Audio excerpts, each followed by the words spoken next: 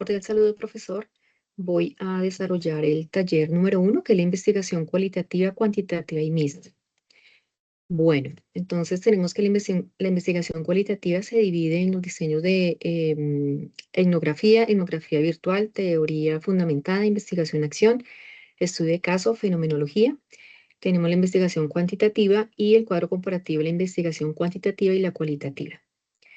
Entonces, en cuanto a los diseños de investigación cualitativa, se dividen en 6. El primero es etnografía, ese es el estudio profundo de culturas y sus comportamientos. Este diseño utiliza los métodos de observación del participante, entrevistas, notas de campo, y lo enfoqué al tema de tecnología, al tema de gobierno de TI. Entonces, tengo un ejemplo para explicar más lo del diseño de etnografía que sería estudiar, observar y describir y comprender cómo las personas interactúan con procesos de tecnologías y normas dentro de una organización. Lo que yo entiendo es que este diseño estudia más que todo es el comportamiento de las personas, ¿sí? Bueno, la etnografía virtual es el que explora dinámicas sociales en entornos virtuales. El método que se utiliza es la observación en línea, análisis de contenidos y como ejemplo tengo pues que son interacciones en plataformas de foros, de plataformas de e-learning, digamos que son como todos los cursos que las personas realizan a través de internet, digamos como los cursos que genera Mintic. Entonces ahí es donde ellos como analizan qué población se conectó, cuántas personas asistieron a los cursos, qué tipo de personas de qué edades se están conectando a los cursos, cuáles son los cursos que tienen más demanda y ellos de ahí sacan un análisis de acuerdo a los cursos que ellos ofertan y a las personas que se conectan. Esta es la teoría fundamental. Esta busca generar teorías partiendo de datos en lugar de partir de hipótesis previas. El método que utiliza la recolección de datos, entrevistas y comparación constante. Tengamos en cuenta que una hipótesis es un supuesto. Entonces, el ejemplo que tengo es que los funcionarios jóvenes adoptan más rápido la tecnología que los mayores. Y ya la teoría fundamental es cuando ya se aplica ya toda la recolección de la información, de las entrevistas, cuando hay comparación de datos y todo, y cuando ya hay algo más o sea, algo ya verídico, ya es cuando se genera la teoría fundamentada, que es, digamos, que ya sería la adopción de tecnología, depende más de la cultura organizacional y del acompañamiento y no de la edad. Bueno, tenemos la investigación de acción. Ese es el proceso cíclico donde los investigadores diagnostican un problema, actúan para resolverlo, evalúan los resultados y vuelven a ajustarlo. Y bueno, ajustarlo, ¿sí? El método que utilizan es el cíclico de acción de reflexión. Entonces, digamos que es aquí como toda una planificación que se realiza para hacer este tipo de investigación, donde vemos un diagnóstico, una planificación, la implementación de las actividades que se van a desarrollar, una validación de que lo que se implementó es lo que realmente perdón, que lo que se planificó fue lo que se implementó. En caso de que no, pues vuelve y empieza el cíclico, sí, el ciclo, para volver a mirar en qué se está fallando y poder tomar las acciones para subsanarlas. Un ejemplo que yo encontré es que los funcionarios no realizan copias de seguridad de archivos a los archivos misionales, lo que genera riesgos de pérdida de datos sensibles. Entonces, con base en este ejemplo, es como mirar, es diagnosticar, es mirar cuál es la causa raíz de que por qué los funcionarios no están realizando esas copias de seguridad de esa información misional, y es planificar cuáles son las actividades que se deben llevar a cabo para que se implementen y para que se generen esas copias de seguridad, esas copias de seguridad. Y aparte de eso, ya después de la implementación es validar que realmente se están realizando esas copias de seguridad. En caso de que no, o en caso de que se encuentren algunas inconsistencias, vuelve y se empieza el ciclo y vuelven y se desarrollan las etapas para validar y para garantizar de que realmente se está cumpliendo con todas las acciones. El estudio de caso, pues, es una investigación profunda de uno o varios casos específicos en su contexto real, utilizando múltiples fuentes de evidencia.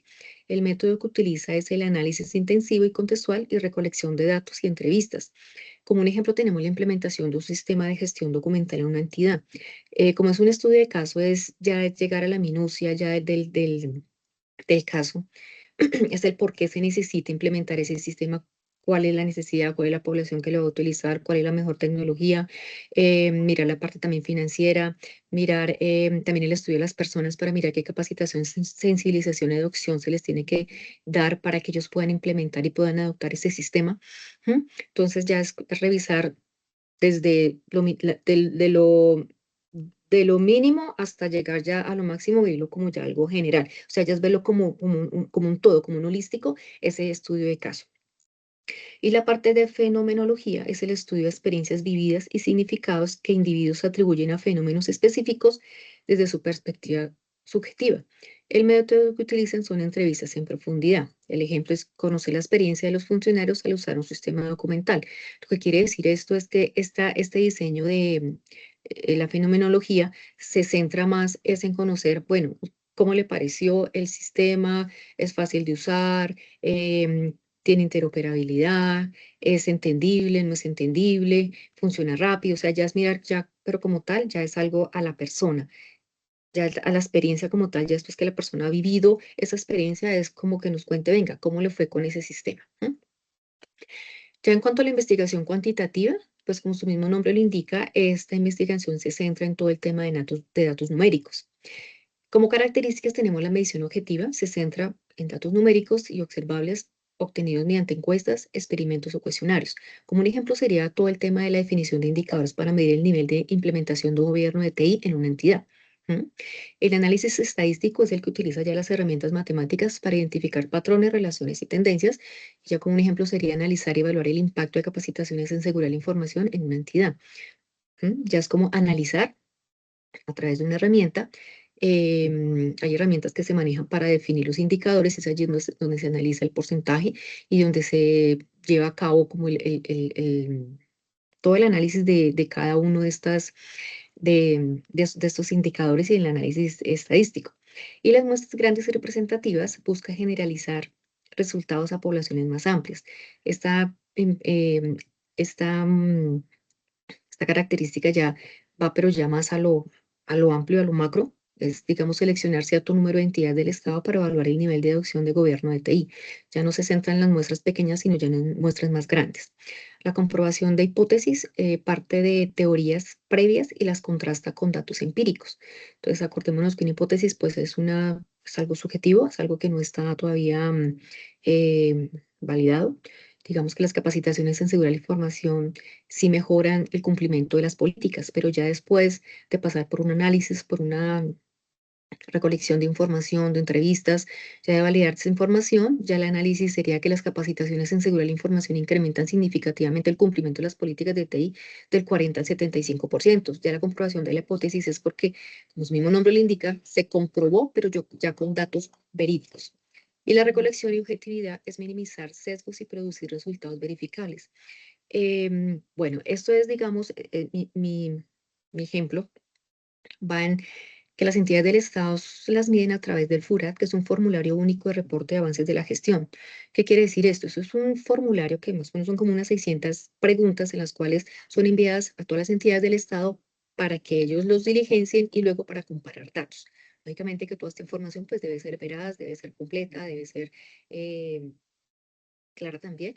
Y por eso dice que se replica, o sea, se replica ese formulario a todas las entidades con la misma objetividad, con el fin de mirar el nivel de avance en la gestión de cada una de estas entidades. Bueno, en cuanto a cuáles son las tensiones reportadas entre el enfoque cuantitativo versus el enfoque cualitativo, entonces el enfoque cuantitativo, como lo hemos visto, busca medir y generalizar con datos numéricos. Allí pues vemos todo el tema de porcentaje, nivel de cumplimiento, estadísticas, o sea, todo lo que es numérico va con lo cuantitativo. El ejemplo puede ser que es como medir el porcentaje de adopción de una nueva política de seguridad de la información en una entidad pública. Y el cualitativo ya es más de comprender significados y contextos, ya es más como el análisis, entrevistas, observaciones prácticas. Como un ejemplo sería comprender la percepción de los empleados frente a la nueva política de seguridad de la información. ¿Es posible pensar que una metodología involucre lo cuantitativo y lo cualitativo? Sí, sí es posible involucrar las dos metodologías. Para eso está la metodología mixta, la cual combina tanto lo cualitativo como lo cuantitativo.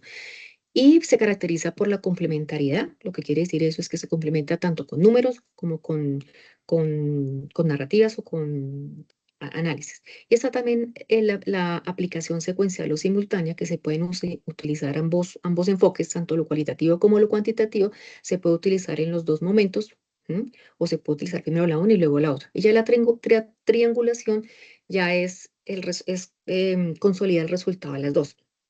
Entonces, por ejemplo, la cuantitativa, digamos en este ejemplo, La cuantitativa sería el 80% de usuarios activaron el doble factor de autenticación. La cualitativa, las entrevistas revelan que quienes no activaron el doble factor de autenticación lo consideran como algo engorroso. Y de la triangulación es que el doble factor de autenticación muestra alta adopción del 80%, pero el 20% es por problemas de usabilidad, no por falta de conciencia.